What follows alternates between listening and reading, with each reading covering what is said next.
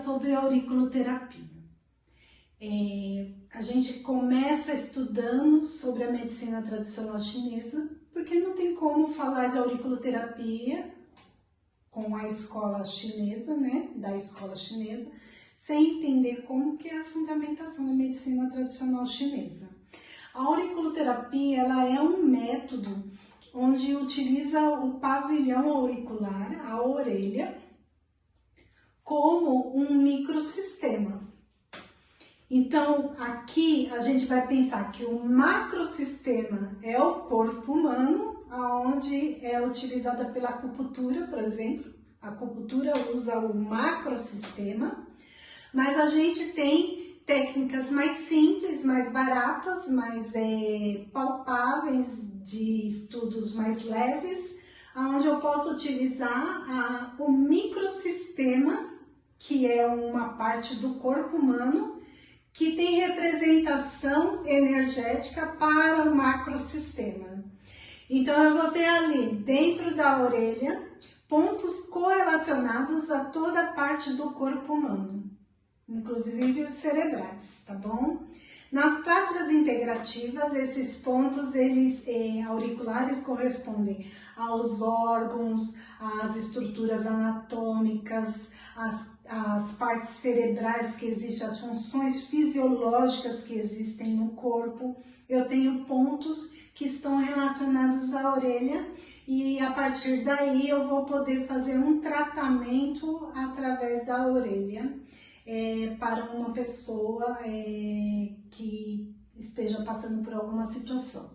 Seja essa situação uma situação de problemas físicos, quanto biológicos, quanto emocionais também. Aí eu vou falar um pouquinho da história da auriculoterapia, né? A história da auriculoterapia ela vem de tempos bem remotos, ela é milenar, é uma técnica milenar,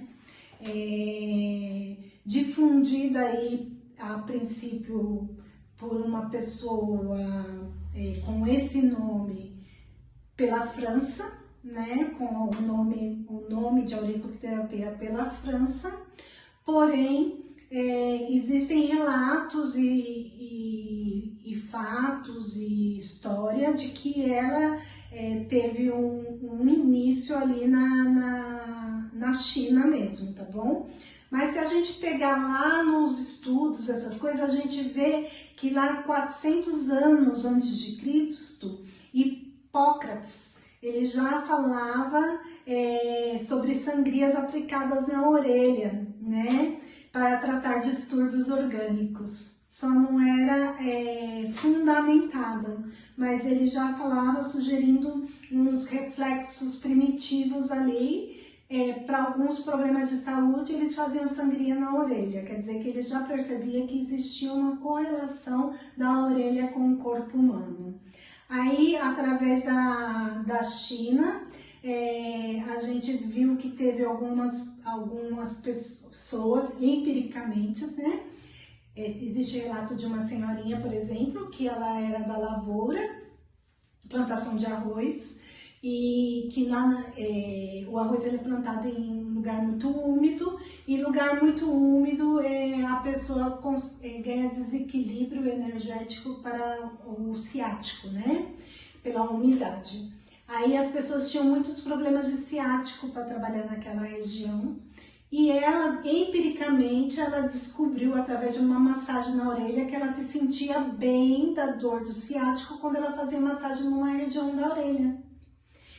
E ela falou assim, quando esquenta melhor, o que eu vou fazer? Ela pegou uma agulhinha, esquentou no fogo e cauterizou aquele ponto e ela ficou sem sentir dor um tempão do ciático. Aí o que ela fez? Ela virou tipo curandeira na região. Na região ela começou a fazer esse procedimento em várias outras pessoas. E essas pessoas, elas ficavam bem também por um determinado período de tempo, isso não era permanente. Aí quando ocorreu as guerras mundiais, essas coisas, houve a migração dos chineses para outras regiões, E alguns foram para a região da França, onde a França já tinha uma tecnologia em medicina, né, um pouquinho mais avançada. E um médico, ele se interessou em observar, ele observou essas pessoas que chegavam lá, muitas vezes por problemas já também do ciático, porque já estavam com dor, e eles relatavam que essa senhorinha fez esse procedimento e que eles tinham ficado bom um tempão, e o médico, ele levou em consideração isso, ele escutou, ele levou em consideração e ele começou a estudar sobre o assunto.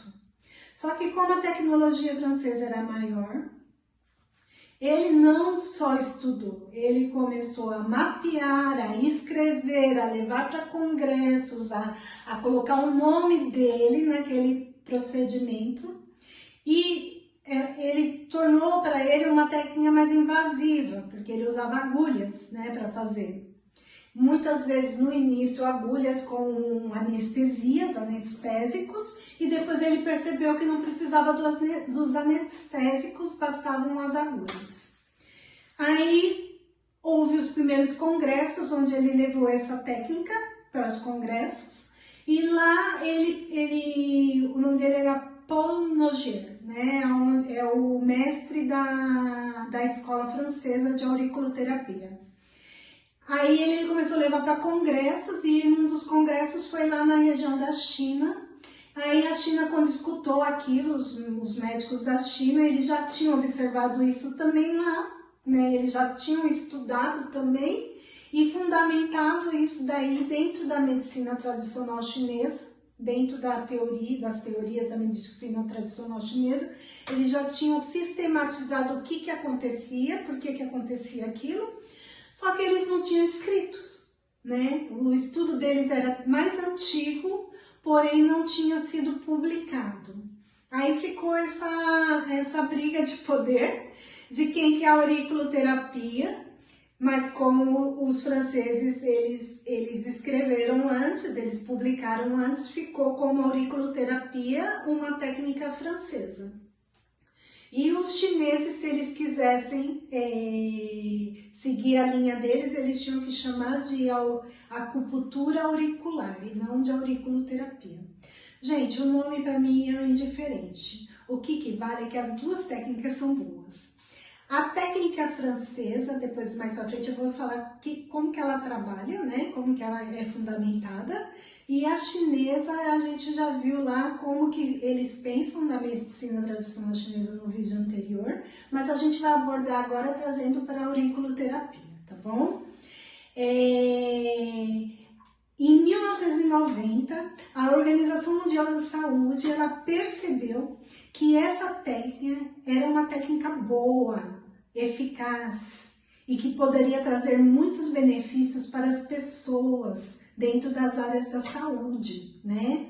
Pensando que ia diminuir o número de medicamentos, ia poder trazer mais qualidade de vida para as pessoas, né?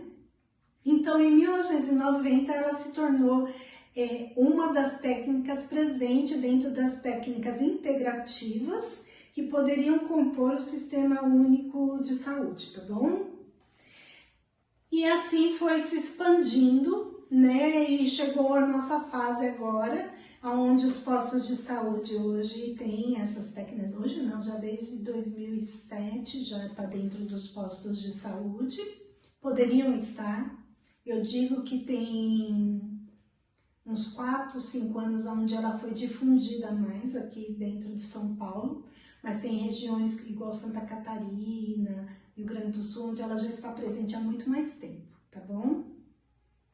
Só que o que é importante a gente falar, que a auriculoterapia, ela não é uma técnica emergencial, ela é um tratamento, né? Então eu vou ter lá pontos que eu vou trazer um benefício emergencial para a pessoa, porém eu preciso seguir um critério para que aquela pessoa ela melhore de verdade naquilo que ela precisa. Então eu preciso fazer um tratamento para aquela pessoa, tá bom?